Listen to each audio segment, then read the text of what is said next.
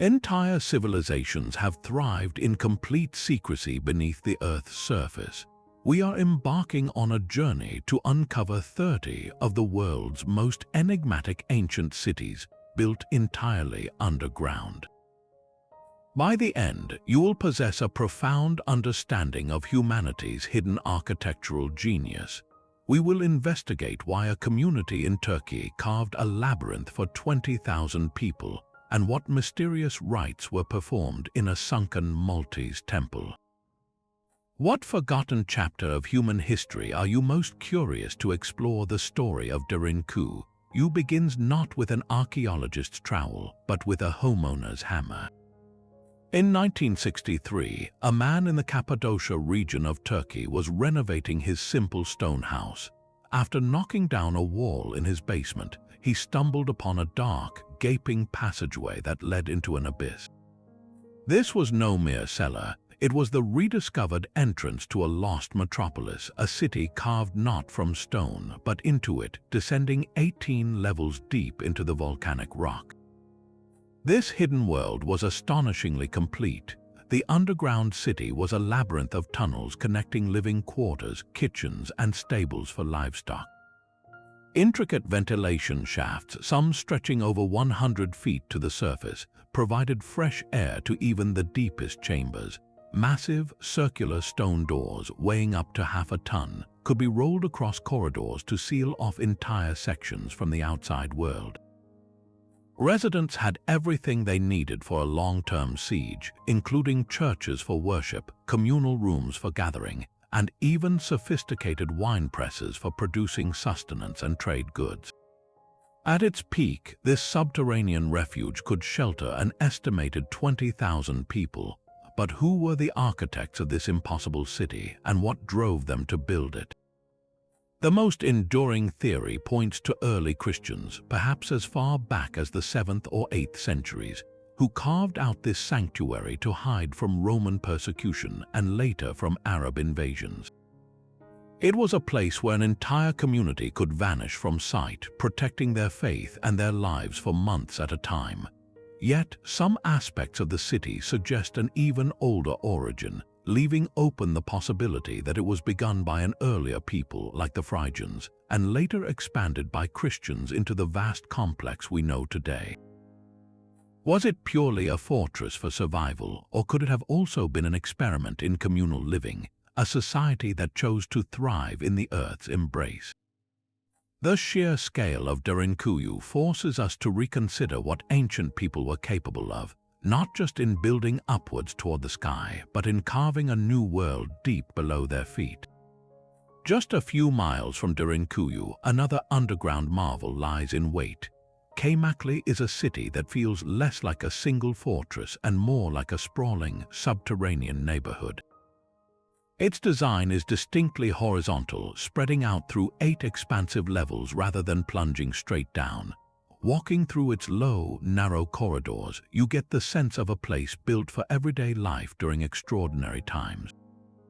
The ceilings are often intentionally low, a clever defensive feature forcing any potential invaders to crouch and lose their balance, making them easy targets for defenders. But the true genius of Kaymakli is found in its communal heart. Unlike the more vertical Derinkuyu, Kaymakli dedicates an enormous amount of space to shared facilities. You find vast common rooms that likely served as gathering halls, churches carved directly into the rock, and extensive stables with tethering holes still visible in the stone floors. Most remarkable are the massive, circular stone doors. These are not simple slabs, but meticulously engineered discs of volcanic rock, perfectly balanced to roll smoothly across a corridor and seal it shut from the inside. A single person could operate this ancient security system, effectively locking a passageway against an entire army. The city breathed through a network of meticulously carved ventilation shafts, some reaching over 100 feet to the surface, which ensured a constant supply of fresh air to every family, every animal, and every storage chamber, even during the longest of sieges. And this is where the story becomes truly fascinating.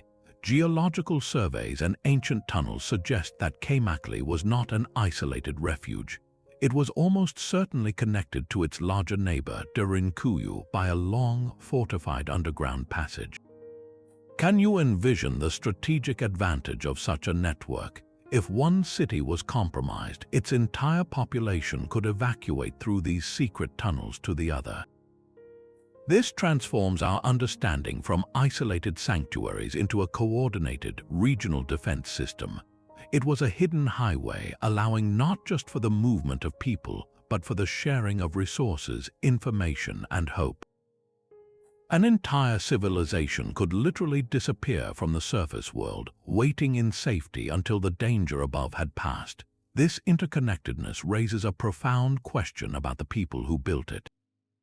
What kind of society possessed the unity, the foresight, and the sheer determination to not only carve out a single city, but to link them into an underground web of survival? Far to the west of the Turkish highlands, beneath the gentle rolling hills of Picardy, France, lies a different kind of underground city.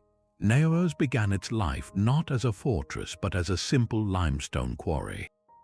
For centuries, workers extracted the soft, creamy stone to build the surface villages and towns of the region. What they left behind was a vast, empty network of caverns and tunnels. But a remarkable transformation occurred. The local population, facing the relentless turmoil of medieval warfare and invasion, saw the potential in these hollowed-out spaces. They began to expand the old quarries, carving them into a true hidden village known as the Subterranean. This was not a single, desperate refuge, but a meticulously planned subterranean settlement designed for long-term habitation. It grew to include over 300 individual rooms, complete with stables for livestock, multiple chapels for worship, and even a town hall for community governance. They engineered sophisticated chimney flues that disguised their cooking smoke, releasing it through hidden vents that mimicked natural ground mist. This was a community that learned to live and thrive completely unseen. The story of Naours, however, takes a deeply poignant turn in the 20th century. During the First World War, this ancient sanctuary found a new, heartbreaking purpose. The Picardy region was the stage for some of the war's most brutal and protracted battles. In the lulls between offensives, soldiers from across the world sought any shelter they could find. Allied troops, particularly thousands of Anzac soldiers from Australia and New Zealand, discovered the hidden entrances to the city of Naours. It became a temporary haven, a place to rest, to write letters home, and to briefly escape the unimaginable horrors of the trenches above. And they left their marks. The soft limestone walls of the underground city became a canvas for these young men. They carved their names, their service numbers, their hometowns, and sometimes just a simple date into the stone. Today, archaeologists have identified over 3,000 individual pieces of graffiti, a silent, powerful testimony to the soldiers who passed through. You can almost feel their presence, their fleeting moment of safety in the midst of chaos. One soldier from Melbourne carved his name on a wall in 1916. Just a few months later, he was killed in action. His graffiti remains a permanent echo of a life cut short. This transforms Naours from an ancient curiosity into a profoundly human monument. It connects the medieval fear of invasion with the modern reality of industrial warfare, showing us that the need for a safe place to hide is a constant, tragic thread throughout human history.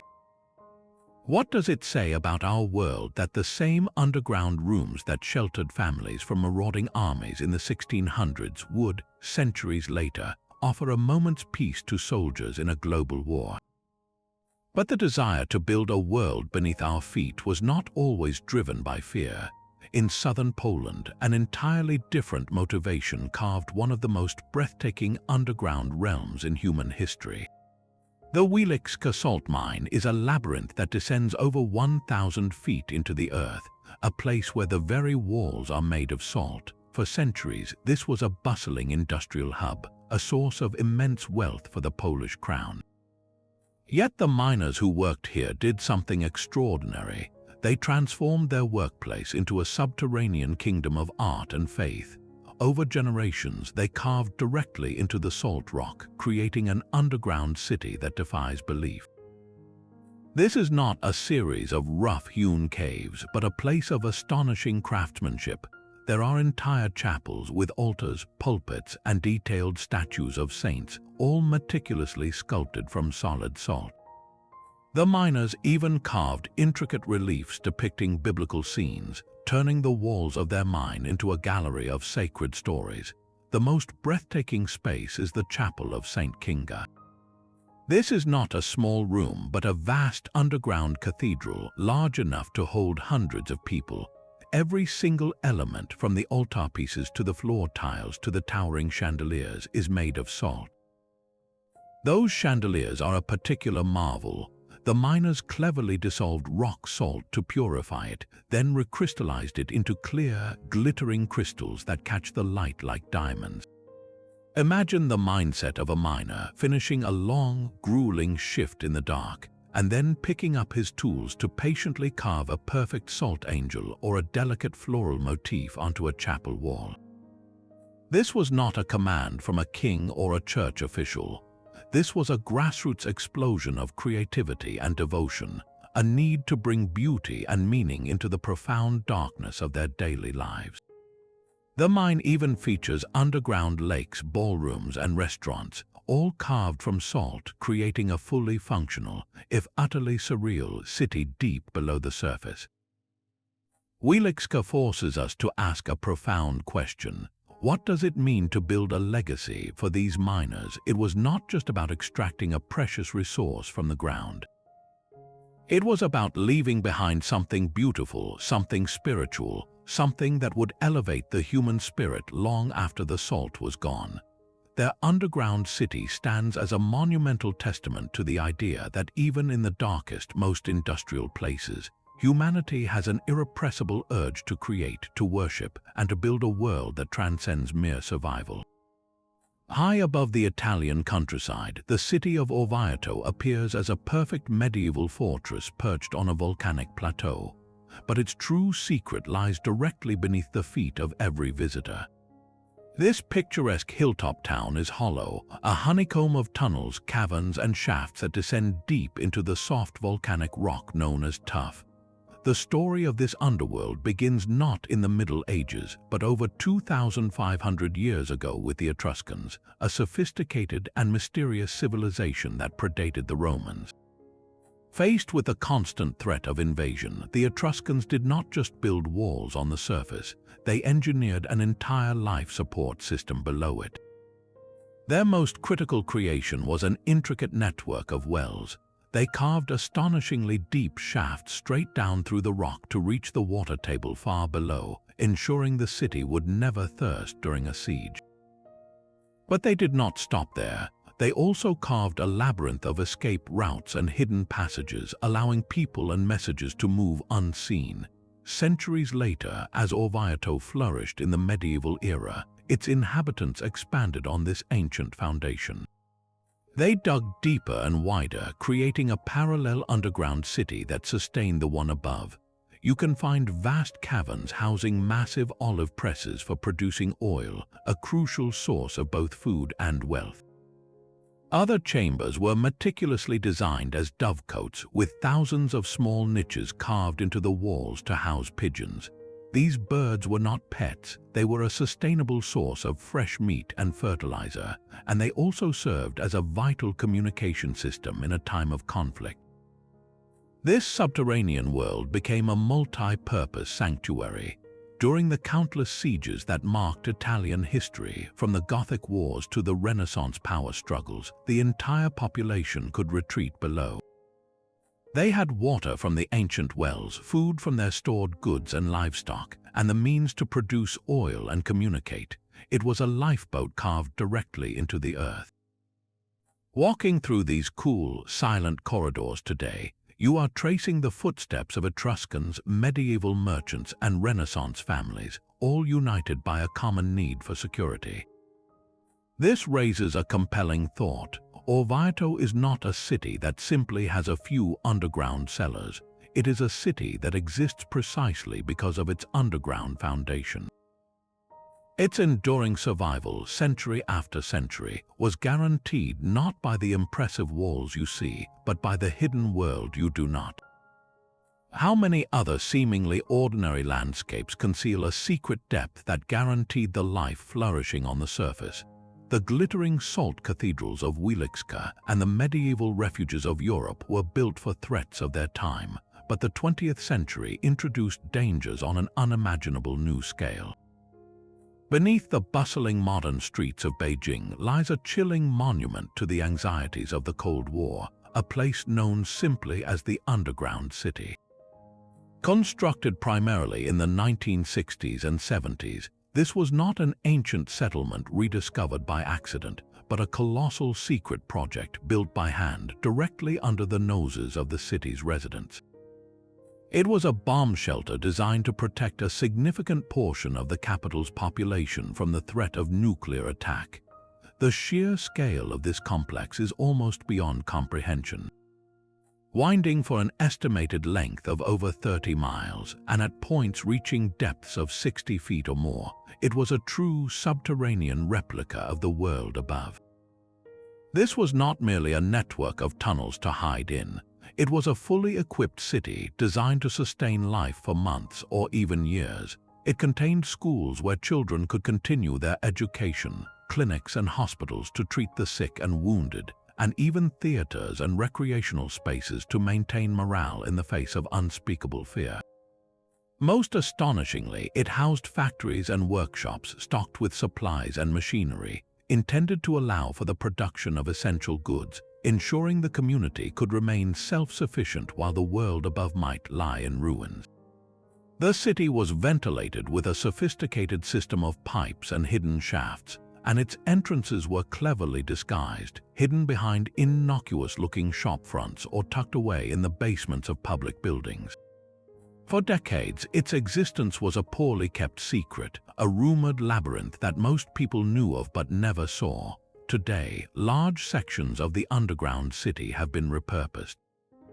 Some areas have been converted into cheap underground hotels or storage spaces, while a small portion has been open to tourists, offering a haunting glimpse into a past that thankfully never came to pass. Walking through these damp, narrow corridors now, painted with faded propaganda slogans from a bygone era, is a deeply sobering experience. It is a physical manifestation of a global fear that once held the world in its grip. This hidden city forces us to confront a difficult truth. The drive to build underground is not just a relic of ancient history, it is a recurring human response to existential threat. From the circular stone doors of Kaymakli meant to stop invading armies to the blast doors of Beijing meant to withstand a nuclear shockwave, the instinct to dig deep for safety connects us across centuries. What does it say about our modern world that one of the largest underground constructions in human history was built not for medieval knights but for the shadow of a mushroom cloud? While Beijing prepared its citizens for a nuclear nightmare, a far more secretive and targeted project was taking shape beneath the English countryside. Deep under the quiet hills of Wiltshire, the British government was constructing its own doomsday ark, a place codenamed Burlington. This was not a public shelter, but a clandestine city designed for a single, chilling purpose: to ensure the survival of the nation's ruling class. If the bombs fell, the Prime Minister, the Cabinet, and over 4,000 essential staff would descend into this subterranean world to govern what remained of the United Kingdom.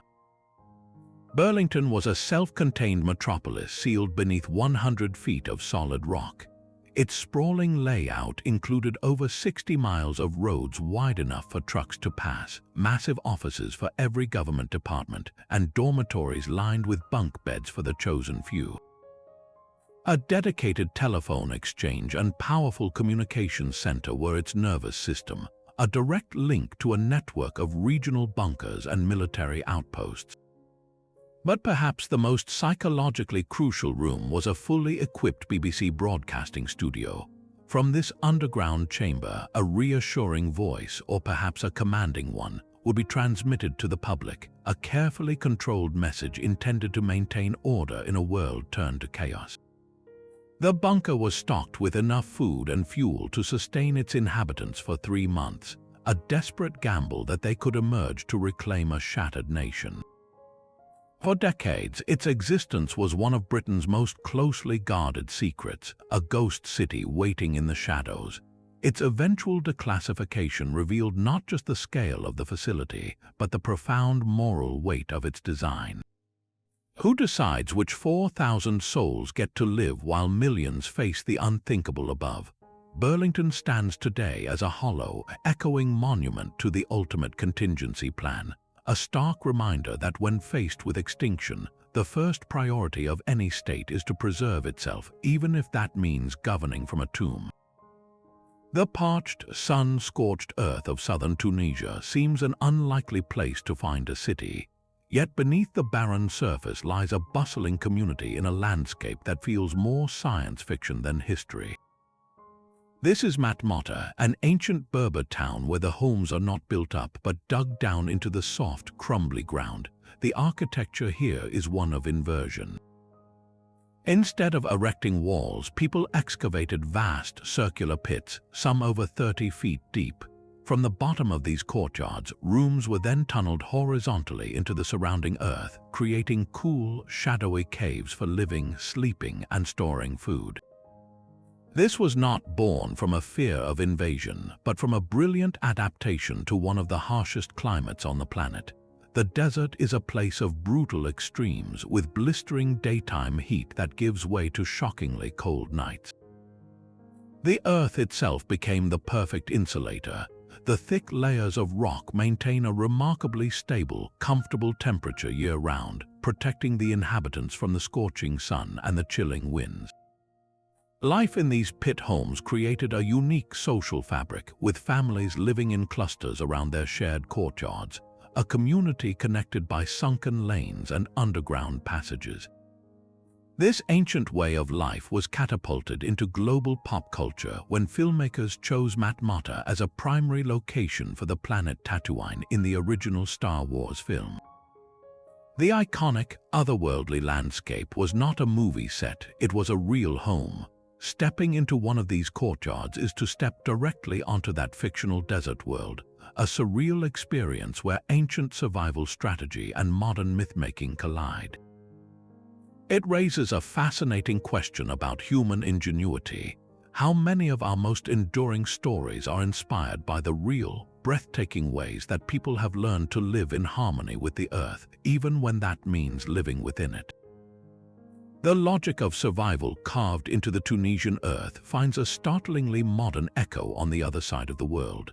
In the heart of the Australian outback lies Coober Pedy, a town where the very definition of home has been turned inside out.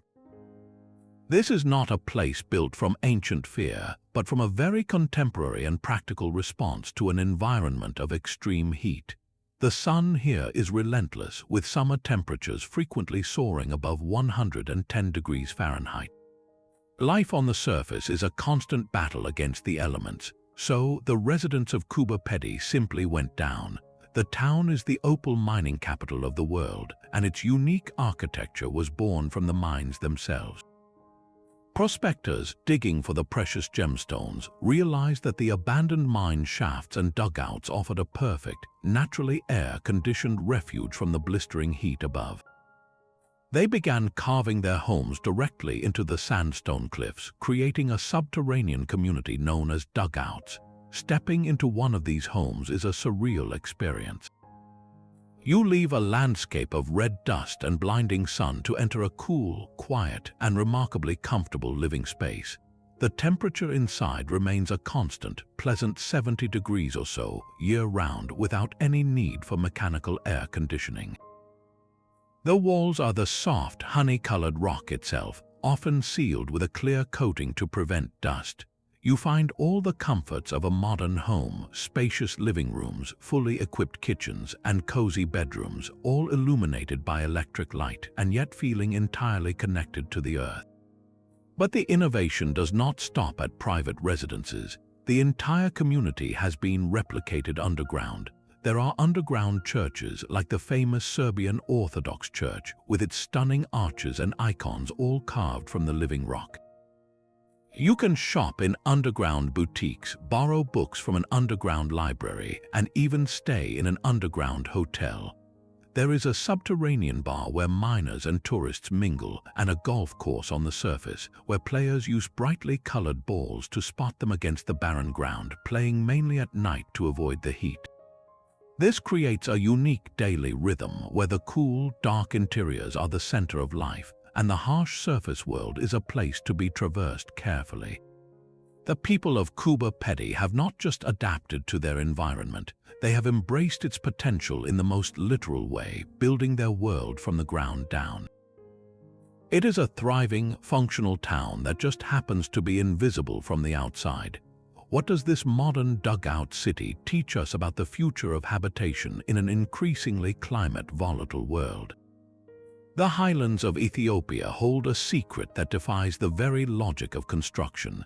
Here, in the town of Lalibela, you do not find churches built from the ground up, but 11 monumental churches that were carved directly down from it. Each one was excavated from a single, massive block of volcanic rock, a process that involved carving out a deep trench around a solid block of stone, and then painstakingly hollowing it out to create doors, windows, columns, and vaulted ceilings. The result is a sacred landscape that feels both ancient and alien, a place where human devotion literally moved mountains. The most famous of these, the Church of St. George, is a perfect cross-shaped structure sunk deep into the earth, its roof forming a level with the ground plane, as if it were a gift placed gently into the soil. But the true mystery of Lalibela lies in what connects these magnificent structures. A network of narrow, shadowy tunnels and subterranean passages weaves between the churches, linking them into a single, interconnected complex. Some of these passages are simple, direct corridors, while others are low, winding crawl spaces that descend into utter darkness. These are not just convenient walkways. They form a ritual labyrinth, a path for processions that symbolically connects the different houses of worship, representing a spiritual journey for the faithful. This hidden web has fueled centuries of speculation. Local tradition holds that the churches were constructed in just 24 years during the 12th and 13th centuries under the reign of King Lalibela, who sought to build a new Jerusalem. The legend says that such a superhuman feat was accomplished with the help of angels who worked alongside the masons by day and alone by night. A more earthly, yet equally enigmatic, theory suggests the involvement of the Knights Templar. Proponents point to the architectural sophistication, which seems to echo styles the Templars would have encountered in the Holy Land, and the order's known wealth and penchant for secrecy. Could a group of exiled European knights have provided the engineering knowledge and resources to realize this impossible vision? The truth is that the tunnels themselves hold clues that support both divine and human origins. The precision of the carving, the complex drainage systems that keep the churches dry, and the sheer logistical nightmare of removing millions of cubic feet of rock all speak to a lost school of engineering genius. Yet, the overwhelming feeling within these sunken sanctuaries is one of profound faith. Perhaps the most compelling answer is that both explanations contain a kernel of truth. A community driven by an unshakable belief, possibly aided by outside knowledge, achieved something that was, for its time, nothing short of a miracle. To walk through the cool, dark tunnels of Lalibela is to walk through the veins of a living faith, a place where the boundary between human endeavor and divine inspiration becomes beautifully and permanently blurred. The rose-red city of Petra reveals only half its story in the sunlight. Beyond the famous treasury facade, carved so perfectly into the cliff face, lies a deeper mystery hidden in the shadows beneath the desert floor. The Nabateans were not merely master carvers of grand monuments, they were ingenious engineers of the unseen. They understood that to thrive in the heart of a desert, you must first conquer the one resource more precious than gold: water. And so they built a secret subterranean nervous system, deep within the sandstone, they carved a vast and complex network of channels, dams, and cisterns, a hydraulic masterpiece designed to capture every drop of precious rainwater. These weren't simple ditches, they were carefully graded conduits, sometimes tunneling straight through mountains, that channeled winter floods into massive underground reservoirs. This hidden infrastructure could store millions of gallons of water, sustaining a population of 30,000 people through the long, dry summers and even enabling them to cultivate gardens. But the underground world of Petra extended far beyond its water supply. The entire city is a labyrinth of hidden spaces. Beneath and behind the famous tombs are countless sealed chambers and additional, unadvertised crypts. Some were used for burial, but many others served as secure storage for trade goods, from incense and spices to silks, making Petra not just a city, but a giant fortified warehouse. Other chambers, dark and windowless and accessible only by narrow, concealed stairways, were likely used for secretive religious rites. The entire city rests upon a foundation of hollowed-out rock, a multi-level underworld used for everything from ritual to refuge. When enemy armies approached, the Nabateans could simply disappear.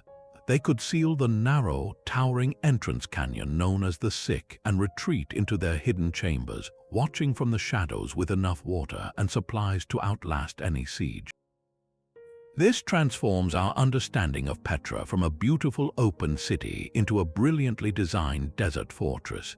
Its true power was not just in the magnificent facades it showed the world, but in the profound, life-giving darkness it kept hidden just beneath the surface. The sheer ambition of Petra's hidden waterways is almost dwarfed by a feat of excavation on the other side of the world. In the basalt cliffs of India's Deccan Plateau, an entire mountain was turned inside out to create the Ellora caves. This is not a single sanctuary, but a sprawling spiritual metropolis of 34 monasteries, temples, and prayer halls, carved directly into the face of the rock. For centuries, this was a thriving underground city of faith, where monks and pilgrims from Buddhist, Hindu, and Jain traditions lived, studied, and worshipped side by side in a remarkable display of coexistence. Their collective endeavor created a breathtaking timeline of religious art and architecture, all etched into the living stone. Yet one structure here defies all logic and comprehension. Known as the Kailasa Temple, it is not a building constructed from blocks, but a single, colossal monument sculpted from the top down. Imagine the process. Architects and workers began at the top of the cliff and carved their way downward, removing over 200,000 tons of solid basalt rock. They did not build this temple, they revealed it, painstakingly freeing it from the mountain in a continuous act of subtraction. The result is a freestanding complex that replicates the sacred Mount Kailash, the Himalayan abode of the god Shiva.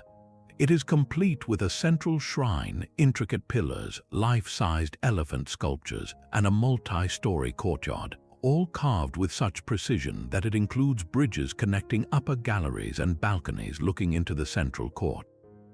Every surface is a tapestry of detailed reliefs depicting scenes from Hindu epics. The scale of this endeavor is almost nonsensical. It would have been far easier, by any measure, to construct a temple of similar size using conventional methods.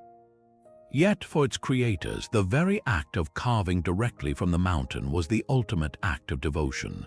This was not construction, it was a form of spiritual excavation, a literal unearthing of the divine from within the earth itself. The surrounding caves, with their serene Buddhist prayer halls and ornate Jain meeting rooms, form a spiritual neighborhood around this monumental centerpiece. Together, they form a silent, stone argument for the power of faith to move not just hearts but entire mountains. What kind of belief drives people to spend generations cutting away a cliff face, not for gold or glory, but to create a home for their gods? The deserts of the American Southwest hold cities that defy gravity itself. In the vast, sun-baked landscape of Colorado, the ancestral Pueblones did not build down into the earth, but instead mastered the art of building within it, constructing entire communities deep inside the sheltered alcoves of towering canyon walls. These are the cliff dwellings of Mesa Verde, a vertical metropolis that functioned as an inverted underground city, protected not by soil overhead, but by the immense overhanging cliffs of sandstone. The most famous of these, a complex known as Cliff Palace, is a breathtaking sight. It is not a random pile of ruins, but a sophisticated architectural marvel featuring over 150 individual rooms and nearly 24 kivas, all nestled perfectly into a single, giant natural recess. The construction techniques were remarkably advanced. The pueblones shaped local sandstone into rectangular blocks, using a mud mortar to hold them firmly in place. They engineered these multi-story structures to maximize space, with ladders connecting different levels and small, strategically placed windows that captured the low winter sun for warmth while deflecting the high, scorching summer heat. At the heart of every dwelling were the kivas, circular, subterranean rooms entered through a hole in the roof by means of a ladder. These were far more than just rooms. They were the sacred, spiritual centers of community life. It was here, in the cool, enclosed darkness below the main living quarters, that ceremonies were performed, social bonds were strengthened, and crucial decisions for the community were made. The kiva was a symbolic representation of the Puebloan people's connection to the earth, a sacred space that literally grounded them to their world. For centuries, these canyon cities thrived. Then, by the end of the 13th century, something profound and mysterious happened. The people of Mesa Verde left their magnificent homes behind. They placed belongings in sealed storage rooms as if intending to return, and then simply walked away, migrating to new lands in the south. Why would an entire civilization abandon such an ingenious and secure homeland? The answer is likely a complex tapestry of challenges. A devastating 23-year-long drought would have crippled their ability to grow corn, their primary food source. This environmental stress may have led to social unrest and conflict as resources grew scarce. The careful placement of their dwellings, while defensive, also suggests a world that was becoming increasingly dangerous. Their departure was not a failure, but a strategic adaptation, a difficult choice to seek a more sustainable future elsewhere. The silent, sun-drenched stone rooms of Mesa Verde stand as a powerful monument to human resilience, a reminder that even the most brilliantly designed city is ultimately part of a fragile relationship with the world around it. The very rock itself becomes the roof, the wall, and the foundation in the Spanish town of Setenil de los Bodgas. Here, the concept of an underground city is turned on its head, not by digging down, but by building directly into the towering walls of a deep river gorge. The streets of Setenil are a breathtaking spectacle, where the overhanging ledge of a massive rock formation forms a permanent, solid ceiling over entire rows of whitewashed houses. You walk not through open-air lanes, but through cool, shadowy passages with names like Cal Cuvas del Sol, the Street of the Sun Caves, and Cal Cuvas de la Sombra, the Street of the Shadow Caves. This was not an act of hiding, but one of brilliant architectural symbiosis. The original inhabitants, likely dating back to the Moorish period, looked at this formidable landscape and saw an opportunity. Why build a roof when the earth itself provides a perfect, weatherproof one? The massive slab of rock acts as a natural insulator, keeping the homes beneath it remarkably cool during the scorching Andalusian summers and retaining warmth during the cooler winters. This created a perfectly climate-controlled environment centuries before modern heating and air conditioning. The town's history is carved into its strategic position. High above the cave dwellings, the ruins of a Moorish fortress, the Naours castle, stand as a silent sentinel. The very name Setenil is thought to derive from the Latin phrase septem nihil, meaning 7 times no, a likely reference to the 7 times Christian forces had to besiege the formidable Moorish stronghold before finally capturing it in the late 15th century. For the people living in the caves below, that overhanging rock was not just a roof, it was also a form of natural fortification, a place of last refuge. Over the centuries, this practical beginning evolved into a permanent and vibrant settlement. The rock-sheltered spaces that once housed soldiers and stored goods were gradually transformed into homes, bars, and shops. Today, the town is a living community where residents hang their laundry from windows cut directly into the stone, and tourists crowd the narrow, cave-lined streets, marveling at the seamless fusion of human habitation and raw geology. It is a place that challenges our most basic ideas about what a town should look like, proving that sometimes the most innovative architecture is not about what you build, but what you choose to build upon. What must it be like to live in a home where your living room wall is a million-year-old piece of the earth? Beneath the bustling modern streets of Nottingham lies a city of shadows, a parallel world carved from soft, workable sandstone. This is not a single, unified complex, but a sprawling honeycomb of over 800 man-made caves, each one telling a different story from a different century. The rock here was a perfect canvas for human industry, and for nearly 1,000 years people have been digging, carving, and expanding this subterranean realm. In the Middle Ages, these caves were centers of production. You would find tanneries where the pungent process of turning hide into leather was hidden away from the town above, and malt kilns, their soot-blackened ceilings testifying to the production of ale, a staple of medieval life. But these spaces were never just one thing. A cellar used to age cheese in the 1400s might have been converted into a dwelling for the poor in the 1700s, its cool, dark interior offering cheap, if grim, shelter. Then, in the 20th century, these ancient tunnels were called upon for a terrifying new purpose. As the air raid sirens wailed during the Second World War, thousands of Nottingham's residents sought refuge in this ancestral underworld. The same caves that once echoed with the sounds of industry now provided a desperate sanctuary from falling bombs, a direct link from medieval hardship to modern warfare. Today, you can even find sections of this hidden city repurposed as the cellars for lively pubs, where patrons sip their drinks completely unaware of the centuries of history embedded in the walls around them. This creates a living archaeological site, not abandoned but continuously recycled. It is a place where the layers of time are not stacked in sequence but exist simultaneously, a tangible reminder that the ground beneath our feet is not just earth and stone, but a vast, silent archive of human endeavor. What other everyday landscapes are secretly palimpsests, holding the ghostly impressions of countless lives lived in the very same spot? Beneath the grand stone ramparts of Budapest's Buda Castle, a second hidden city winds through the darkness. This is a labyrinth born from both nature and human hands, a sprawling network of thermal caves carved further by centuries of need. Its story begins in the distant past, when prehistoric peoples first sought shelter in these naturally warm caverns, drawn by the geothermal springs that still feed the city's famous baths. But the labyrinth's true character was forged in the Middle Ages.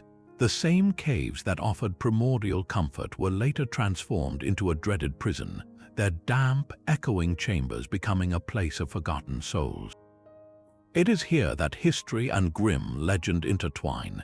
This subterranean complex is often cited as the very dungeon where the real-life Vlad the Impaler, the brutal Wallachian prince who inspired the Dracula myth, was held captive for over a decade. You can almost feel the weight of that story in the cold, still air, yet the labyrinth's purpose was never fixed. In a dramatic shift during the Second World War, these same tunnels were converted into a massive, secret military hospital and bomb shelter.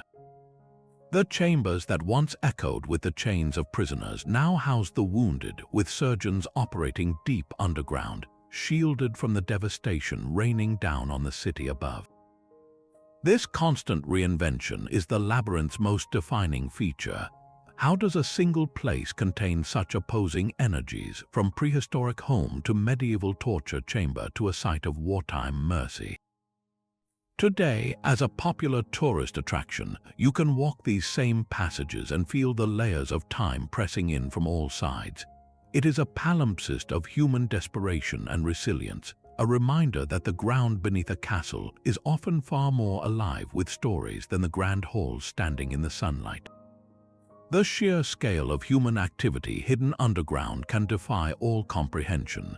Beneath the elegant port city of Odessa lies a darkness so vast and tangled it has been called a second inverted city. This is the Odessa Catacombs, a chaotic labyrinth of tunnels stretching for an estimated 1,500 miles, making it one of the largest underground networks on the planet. Its story begins not with deliberate construction but with extraction.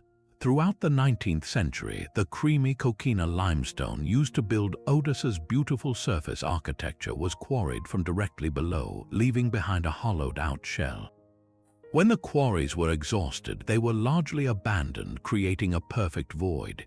This immense, unmapped darkness soon attracted a different kind of resident. Smugglers and criminals found the tunnels to be an ideal base of operations, using the hidden entrances to move contraband unseen from the bustling port into the city. They knew the passages in a way that authorities never could, creating their own secret geography beneath the feet of the lawful world. But the catacombs' most defining chapter began with the roar of war. When Nazi forces occupied Odessa during the Second World War, this lawless maze became a sanctuary for Soviet partisans. Thousands of resistance fighters moved underground, transforming the cold, damp tunnels into a hidden fortress. They established command centers, makeshift hospitals, and supply caches, launching daring guerrilla raids before vanishing back into the earth. The catacombs were their weapon, their shield, and their home. Walking through these passages today, you can still find relics from that desperate time, rusted weapons, faded propaganda posters, and the haunting remnants of their daily life etched into the soft stone walls.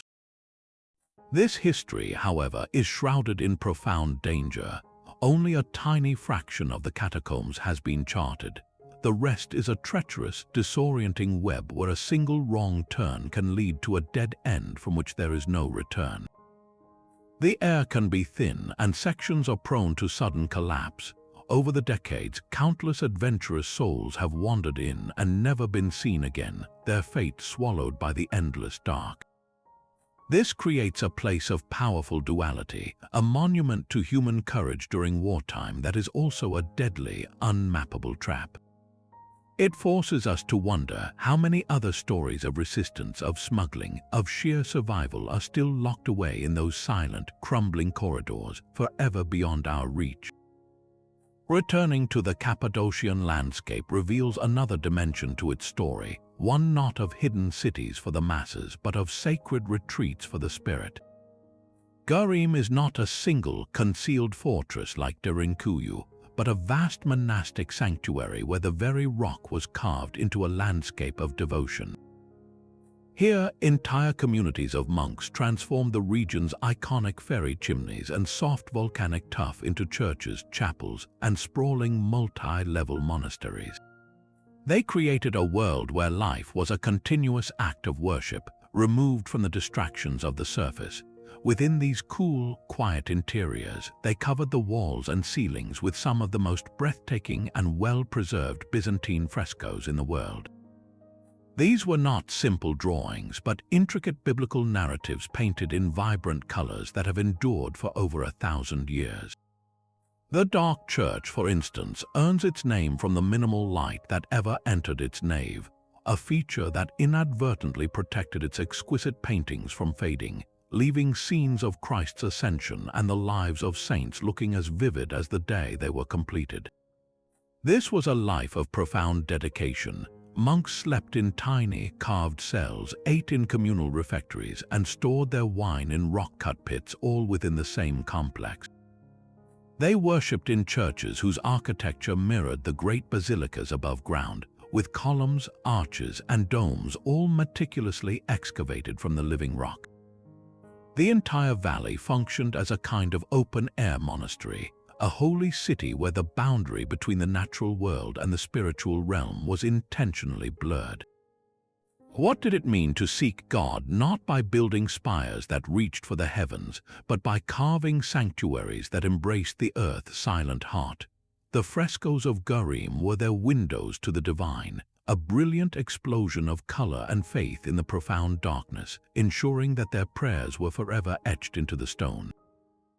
Deep beneath the charming streets of Pilsen, a different kind of city thrived in the dark, one built not for fear but for fermentation. This is the Pilsen Historical Underground, a sprawling labyrinth of cellars and passageways that dates back to the 14th century. For generations, the citizens here were not just building a town on the surface, they were engineering a hidden world beneath their own feet, driven by a powerful local passion, beer. The cool, constant temperature of the underground chambers provided the perfect environment for lagering, the slow, cold aging process that gives Pilsner beer its famously crisp and clean character. Nearly every house above had its own cellar below, and over time, these private spaces were interconnected, creating a secret network that stretched for miles. But this was far more than just a giant brewery. The labyrinth was a multi-purpose masterpiece of medieval engineering. It housed deep wells that guaranteed a fresh water supply, and its hidden corridors could secretly move people and goods across the city, completely unseen by any invaders at the gates. The most astonishing feature, however, was a unique water-powered elevator. Imagine a massive wooden platform operating deep within a stone shaft, lifted and lowered by the simple, clever force of water filling and emptying a counterweight system. This was not a convenience, it was a logistical miracle, allowing heavy barrels of beer and supplies to be moved efficiently between the bustling surface and the cool, dark world below. This underground network became the city's circulatory system, a place where commerce, defense, and daily life were inextricably linked. The same passage that carried a precious cask of golden lager to a tavern could, in a moment of crisis, become a clandestine route for a soldier or a messenger. It was a city built upon two interconnected truths: the need to protect a community and the desire to perfect a pint. What does it tell us about a culture when its most advanced technology is dedicated equally to survival and to the art of celebration? The ground beneath Guanajuato is not just solid rock, but a memory of silver. This Mexican city, a UNESCO World Heritage Site famed for its colorful buildings cascading down steep hillsides, has a secret circulatory system running directly below its vibrant streets. A sprawling network of tunnels, some dating back to the Spanish colonial era, now functions as a unique subterranean roadway, diverting traffic from the city's picturesque but narrow surface lanes. Cars glide through these cool, artificially lit passages, their drivers likely unaware they are traversing the ghost of the city's original wealth. For these tunnels began not as roads but as flood control channels, engineered to tame the raging river that once flowed through the valley and frequently inundated the town. This practical solution, however, only scratches the surface of a much deeper mystery. Long before the cars arrived, these passages were part of the region's legendary silver mines, shafts that plunged deep into the earth in a feverish search for precious metal. And it is in these older, forgotten passages, sealed off from the modern roadways, where the true legends reside. Local lore speaks of an entire lost underground city, a phantom metropolis hidden somewhere in the labyrinth. The legend tells of a fabulously wealthy mine owner who, fearing his vast silver hoard would be stolen, commissioned the construction of a secret city to safeguard his treasure. He had his most loyal workers carve out magnificent halls, grand ballrooms, and opulent living quarters deep within the mountain, a private kingdom to house his fortune.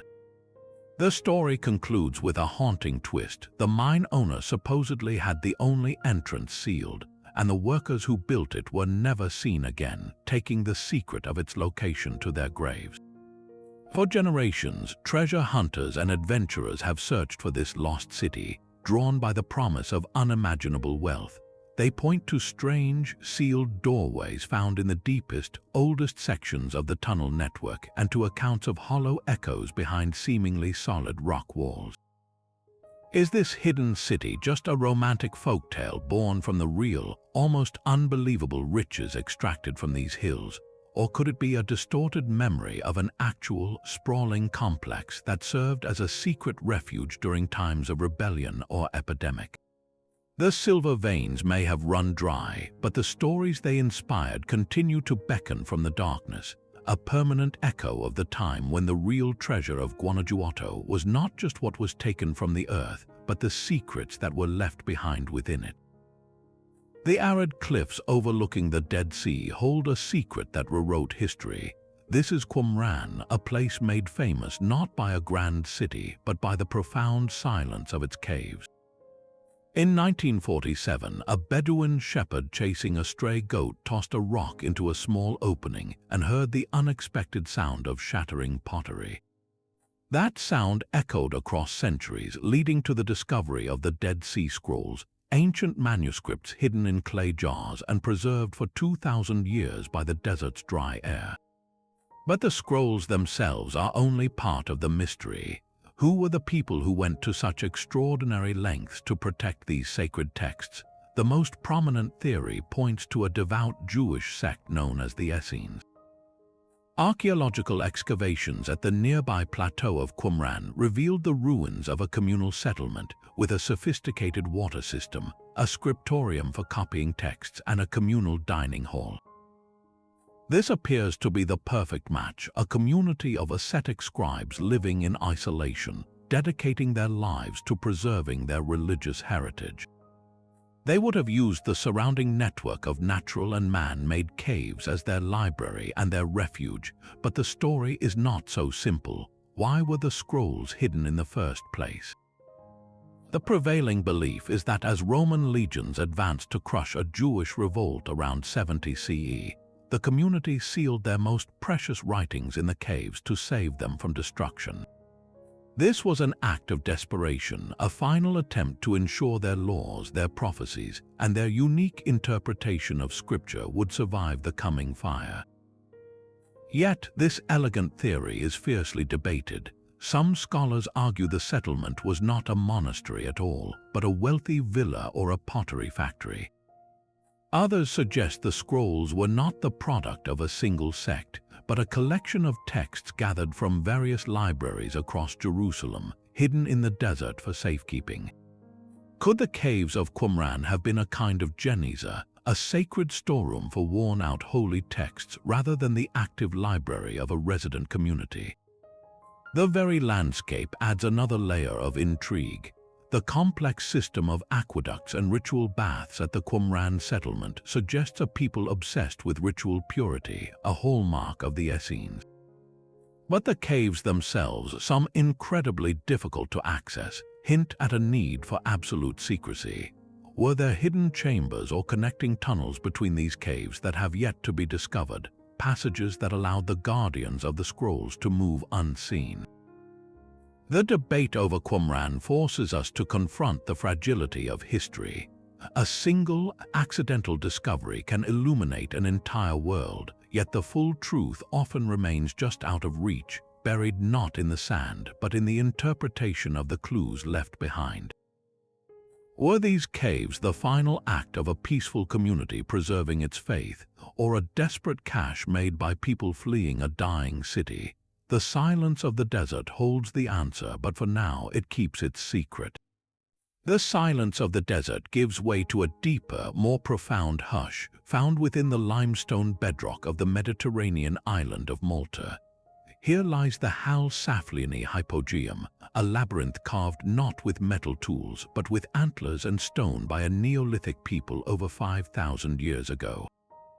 This is not a city for the living, but an entire underground temple complex dedicated to the dead and the divine, a sacred space that descends through 3 intricate levels into the earth's womb. Its chambers and halls, meticulously carved to mimic the megalithic temples found on the surface above, were used for centuries as a collective burial site, housing the remains of an estimated 7,000 people. But the hypogeum was far more than a cemetery. It was a sanctuary for the living to connect with the ancestors and the spiritual world, a place of ritual and ceremony that echoed with a mysterious power. The heart of this mystery is the so-called oracle room. This small, oval chamber is an acoustic marvel. A deep male voice spoken in a specific niche resonates through the entire complex with an eerie, amplified intensity, a vibration that can be felt in the bones as much as heard. It is a sound that seems to come from the stone itself. Conversely, certain frequencies produce a powerful, bell-like echo that appears to hang in the air long after the sound has stopped. What was the purpose of this engineered resonance? Many researchers believe the priests or oracles of this ancient cult used this phenomenon to project their voices throughout the hypogeum, making it seem as though the very earth was speaking. For the gathered participants, this would have been a direct, awe-inspiring communication with the spirit world, a divine pronouncement that guided their society. The architecture itself reinforces this spiritual intent. The walls are adorned with red ochre spirals and patterns, symbols often associated with life, death, and rebirth. Some of the chambers are designed with features that eerily echo the human body, with doorways and niches shaped like portals and wombs, suggesting a belief in the hypogeum as a place of cyclical regeneration. This was a gateway where the living could descend to honor the dead and perhaps receive wisdom in return, all amplified by the very rock that surrounded them. How did a Stone Age culture without any understanding of wave physics so perfectly master the science of sound to create such a powerful psychological and spiritual tool? The Hal-Saflieni hypogeum offers no written records, only the silent, resonant chambers that still hum with the ghost of a forgotten belief. Beneath the graceful arches of Edinburgh's South Bridge lies a city of shadows, a stark contrast to the Enlightenment elegance above. When the bridge was completed in the late 18th century, it contained a series of chambers within its structure, designed as storage vaults for the wealthy merchants who owned the shops on the bridge. But this practical beginning soon gave way to a much darker chapter. As Edinburgh's population swelled, the city became desperately overcrowded, and the damp, lightless vaults were abandoned by commerce and quickly claimed by the city's destitute and desperate. The poor, the criminals, and those with nowhere else to go moved into these sunken rooms, creating a squalid underground slum where the air was thick with soot and the stench of raw sewage. Life here was brutal and short, a constant struggle against disease, crime, and the bitter cold that seeped from the stone. In these cramped, dripping chambers, an entire subculture thrived in the darkness, with illicit taverns known as shebeens, makeshift brothels, and workshops for counterfeiters operating just feet below the bustling, respectable streets. But the grim social history is only half the story. When the vaults were eventually sealed and forgotten for over a century, they became a perfect vessel for legend. Upon their rediscovery, tales of paranormal activity began to surface, stories so persistent they have made the vaults a focal point for ghost hunters and investigators from around the world. Visitors and researchers report sudden, unbearable drops in temperature, the feeling of being touched or grabbed by unseen hands, and disembodied whispers that seem to come from the walls themselves. One particularly active chamber is known as the coffin room, where a sense of overwhelming dread is frequently reported. Another area is said to be haunted by a persistent entity nicknamed Mr. Boots, whose heavy, plodding footsteps echo through the empty corridors. Are these ghostly phenomena the lingering energy of the immense human suffering that occurred here, a psychic scar etched into the very stone? Or could they be the restless spirits of those who met violent or untimely ends in this lightless world, unable to find peace? The Edinburgh vaults force us to confront a difficult question. Does extreme human hardship leave a permanent imprint on a physical place, an echo that can somehow be felt long after the people themselves are gone? Perched on the very edge of a sheer white limestone cliff, the Corsican city of Bonifacio seems to defy gravity itself. From the sea, its fortified walls rise like a natural extension of the rock, a seamless blend of human determination and geological might. But the city's true secret is not in its height but in its depth, hidden within the cliff face below the feet of every resident. This is the Escalier du Roi d'Aragon, the King of Aragon's staircase, a marvel of medieval military engineering carved straight down into the living stone. Legend claims it was scaled in a single night by Aragonese troops attempting a surprise attack, but the truth of its creation is even more compelling. It was built not for assault but for survival. The staircase is a breathtaking feat, a near-vertical corridor of 187 steps, each one painstakingly chiseled from the cliff over the course of generations. Its winding, often exposed path descends dramatically to a tiny cove at sea level. But the staircase was never the final destination. It was merely the access route to the true prize, a secure freshwater source. At its base, the engineers of Bonifacio carved out an elaborate cistern system designed to capture and filter precious rainwater that seeped through the porous rock. In a city under siege, surrounded by enemies and the saltwater sea, this hidden lifeline was the difference between life and death. Can you envision the perilous nightly journeys as designated water-bearers descended this treacherous, dark passage with nothing but torchlight, filling their containers from the secret spring while enemy ships patrolled the waters just beyond the cliff? This was not a project of civic convenience but one of existential necessity. Every chip of stone removed was an investment in the city's future, a guarantee that no matter how long a siege lasted, Bonifacio would not thirst. The staircase stands as a monument to a specific, brilliant kind of genius, one that looks at an impregnable natural fortress and asks not just how to defend its walls, but how to nourish the beating heart within. The silence of the Iranian plateau holds a secret that may soon rewrite our entire understanding of subterranean history. Near the town of Naours, archaeologists have uncovered the entrance to a vast underground city, a labyrinth that initial surveys suggest could dwarf even the immense scale of Derinkuyu. Its corridors stretch into a darkness so profound that its full extent remains unknown, with ongoing excavations slowly revealing a complex that might be both older and larger than any previously discovered. This is not a simple network of caves, but a meticulously planned metropolis carved deep into the earth, complete with ventilation shafts, water channels, and rooms that hint at a sophisticated, organized society. The sheer age of the site is what truly captivates researchers.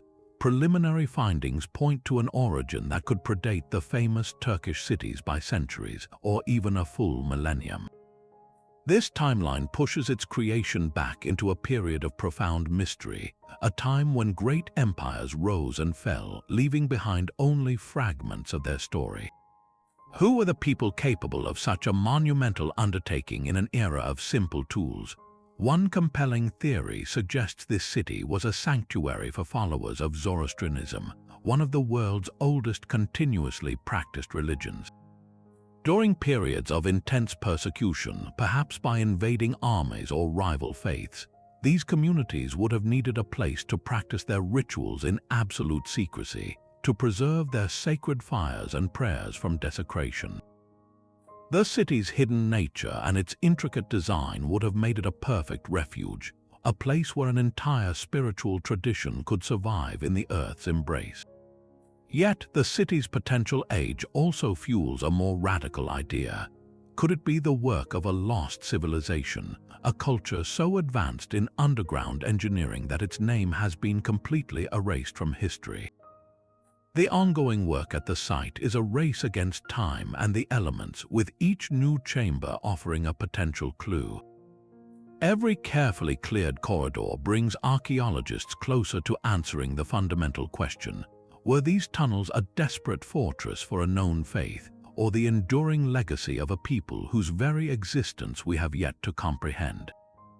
The dust of Naours has not yet finished giving up its secrets, reminding us that the most profound chapters of our past are often buried, waiting only for a shaft of light to reveal them. The true terror of underground warfare was unleashed in the marshy forests of northeastern Poland. Osijek Fortress was not a single structure, but a sprawling complex of 4 massive forts, interconnected by a web of tunnels and earthworks, built by the Russian Empire to guard a strategic railway line. By 1915, it was the last Russian stronghold in the region, completely surrounded by elite German forces. The Germans, frustrated by months of failed assaults, decided to break the stalemate with a weapon of unprecedented horror. In the pre-dawn hours of August 6th, they released a creeping cloud of poison gas, a deadly mixture of chlorine and bromine, directly toward the Russian lines. The greenish-yellow fog, heavier than air, poured into the trenches and seeped into the ventilation shafts of the underground fortifications. The Russian defenders, without effective gas masks, inhaled the burning agent. The result was apocalyptic. Soldiers choked, their lungs dissolving, blood foaming from their mouths. Entire companies were wiped out where they stood. Believing the fortress was finally neutralized, 7,000 German infantrymen advanced confidently to occupy the silent ruins. But then something impossible happened. From the shattered trenches and the gas-choked tunnel mouths, the few dozen surviving Russian soldiers of the 13th Company stumbled forward to meet them. These were men who should have been dead. Their uniforms were torn, their faces were contorted in agony, and they coughed up pieces of their own lungs as they moved. They were a living nightmare, a ghastly spectral army rising from the very earth the Germans thought they had cleansed. The sight of these dead men advancing, fixing bayonets, and launching a desperate, ragged counterattack sent a wave of primal fear through the German ranks. The psychological shock was absolute. The elite German soldiers broke and fled in panic, trampling each other in their rush to escape what they believed to be the unkillable. This legendary stand, forever known as the Attack of the Dead Men, became a symbol of almost supernatural resilience. It was the ultimate testament to the defensive power of an underground fortress, a place where even a chemical weapon of mass destruction could not extinguish the last spark of human will. The very tunnels that nearly became tombs for the Russian soldiers instead became the launch point for one of history's most chilling and heroic counteroffensives. What does it take for a soldier to rise from a poisoned grave and charge into battle, transforming his own certain death into a weapon of pure terror? The chalk mines of Chislehurst hold a different kind of echo. Just outside London, this sprawling labyrinth of man-made tunnels was originally dug over 8 centuries for its valuable chalk, used in construction and agriculture. For generations, it was a place of quiet, industrial labor. But in the dark days of the Blitz, when German bombers blackened the skies over London, these forgotten corridors were called upon for a new, desperate purpose. The caves were rapidly converted into the largest deep air raid shelter in Britain, a subterranean city that could protect up to 15,000 people at a time. This was not a grim, temporary bunker. It was a fully functioning community, complete with electric lighting, running water, and a strict set of rules to maintain order. Families were assigned specific bunks in the 3 separate tunnel systems, named after the Druid, Roman, and Saxon gangs who originally quarried them. They built a chapel for worship, a hospital for the sick and wounded, and even a cinema to boost morale. Can you picture the scene? Thousands of Londoners huddled together in the cool, damp air, listening to the muffled thunder of explosions above while a film flickered on a makeshift screen, offering a precious hour of escapism. The caves became a bizarre inversion of normal life, where children were born underground and entire neighborhoods forged a new society in the shadows. But the story of Chislehurst did not end with the war. In a remarkable twist, this former sanctuary was reborn in the 1960s as one of London's most unlikely and iconic music venues. The very caves that once echoed with air raid sirens now reverberated with the electrifying chords of Jimi Hendrix and the raw energy of the Rolling Stones. The damp, cavernous spaces with their incredible natural acoustics became a legendary stop on the psychedelic rock circuit. How does a place transform from a symbol of collective fear into a temple of countercultural celebration? The caves absorbed both the trauma of war and the rebellion of peace, proving that the ground beneath our feet is not just a record of history, but a living, breathing space that can be endlessly redefined by the human spirit. High in the thin air of the Andes, ancient peoples engineered a hidden world to defy the mountain's harsh climate.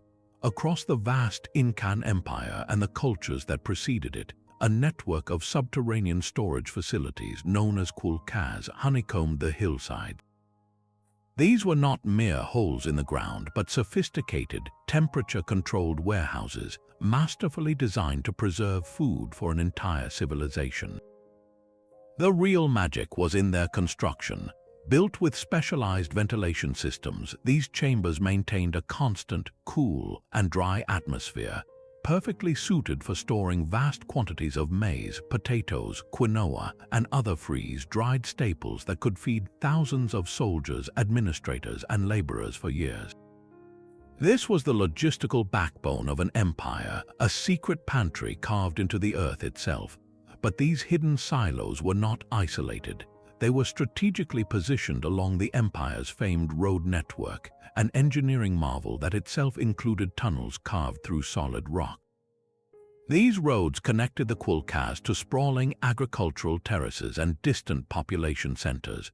Can you picture the system in motion? A steady stream of runners or chasquis moving along these high trails, relaying messages and coordinating the flow of supplies from these mountain storehouses to wherever they were needed across the empire. The true scale of this system is staggering, with tens of thousands of these storage units documented across the Andes. This was more than just practical economics, it was a tool of imperial control. By securing a reliable food supply, the Inca could support massive public works projects, maintain a standing army, and ensure stability across their diverse and mountainous realm. The survival of the state literally depended on the stability of the underground. This brilliant adaptation forces us to reconsider what an ancient city could be.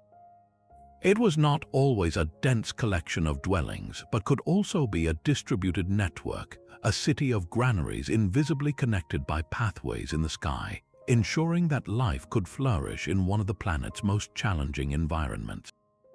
The Loire Valley is celebrated for its fairy-tale shaytoks piercing the sky, but its true story is written in the soft, pale stone beneath them.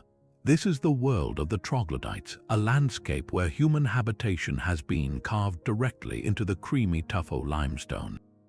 These were never crude, desperate caves. Over centuries, they evolved from simple shelters into sprawling underground manors, complete with grand fireplaces, vaulted ceilings, and intricate stone staircases. Entire villages existed below the surface, with streets of doorways leading into the cliffside, each opening into a home that stretched deep into the earth. The stone itself was the perfect building material, easy to carve yet structurally sound, providing natural insulation that kept these spaces cool in summer and warm in winter. This created a unique cultural tapestry where a peasant's simple cave dwelling might be located directly beneath the formal gardens of a Renaissance palace, a literal underground foundation for the glittering world above. The relationship was symbiotic. The very stone used to build the magnificent shaytoks of Chenonceau or Chambord was quarried from these underground spaces, leaving behind hollowed-out galleries that were then transformed into homes, chapels, and wine cellars. This practice created a hidden double of the valley, a mirror world where the grandeur of the surface was supported by a quiet, subterranean life. In modern times, these caves have found new purpose.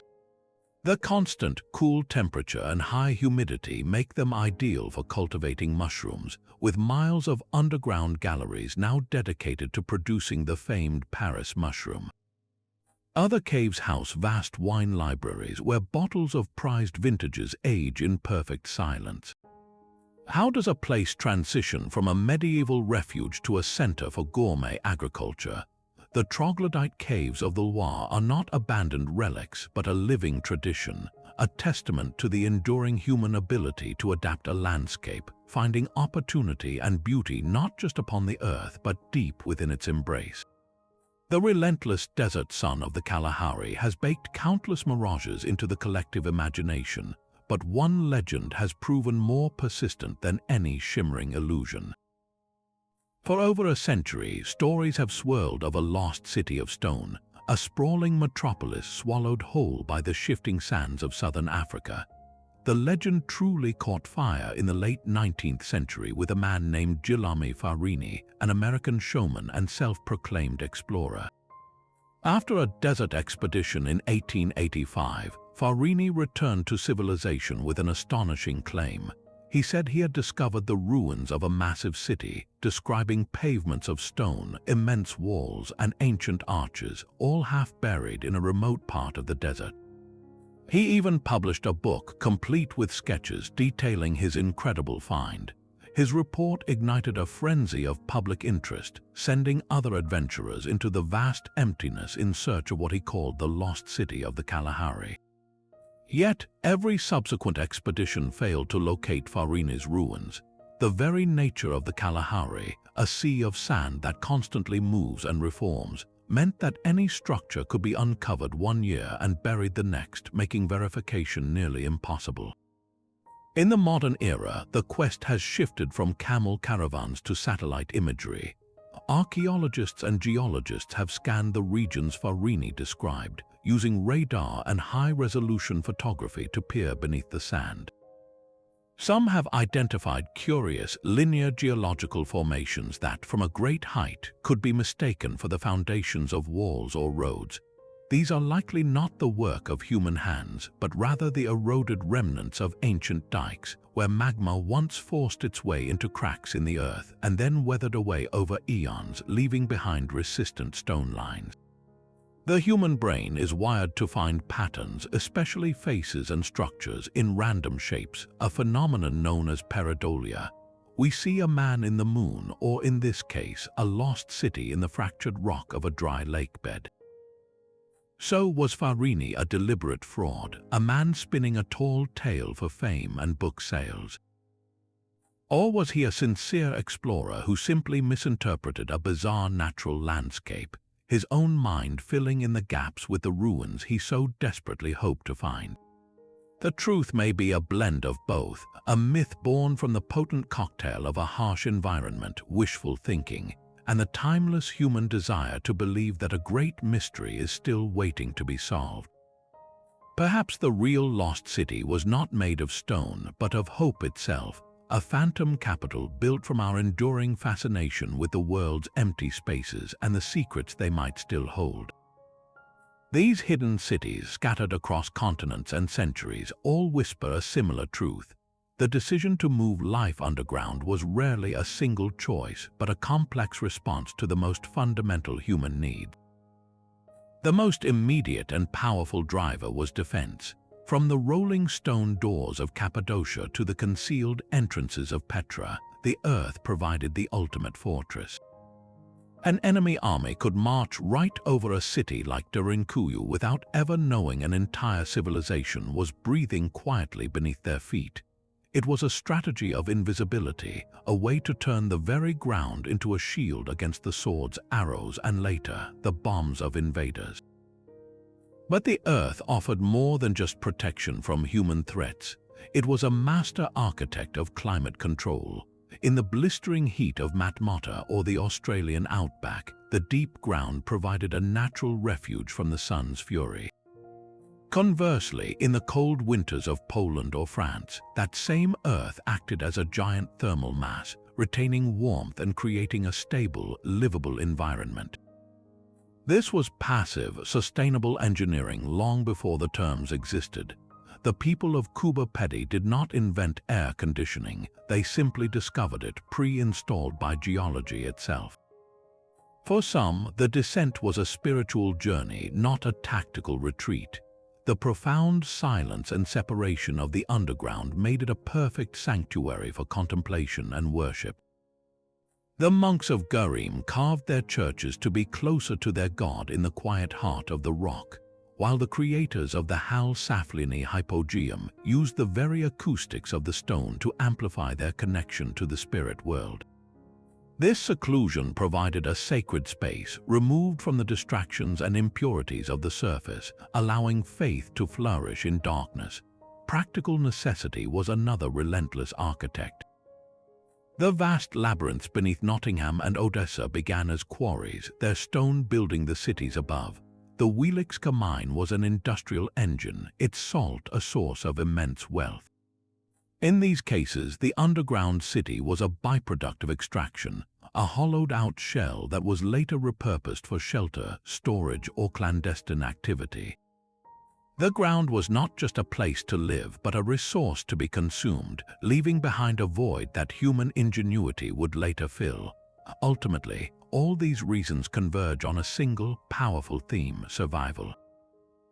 Whether the threat was a marauding army, a nuclear missile, a prolonged drought, or simply an unforgiving climate, going underground was a proven strategy for enduring the unendurable.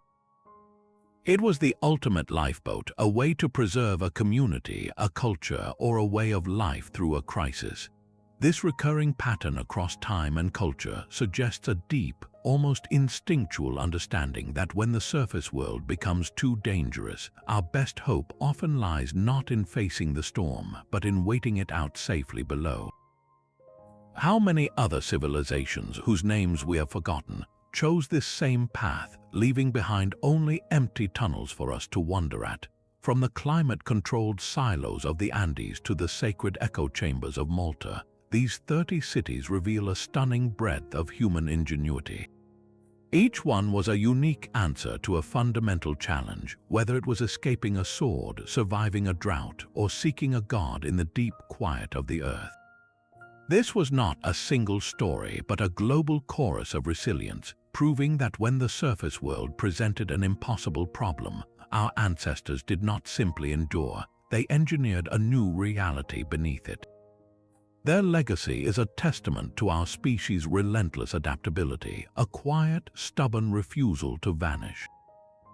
If such wonders could remain hidden for centuries, what other lost chapters of our history are still waiting in the unlit corners of the world, their secrets kept by the very ground we walk upon? Let us know which of these underground mysteries captured your imagination in the comments below, and subscribe to continue uncovering the world's greatest historical adventure.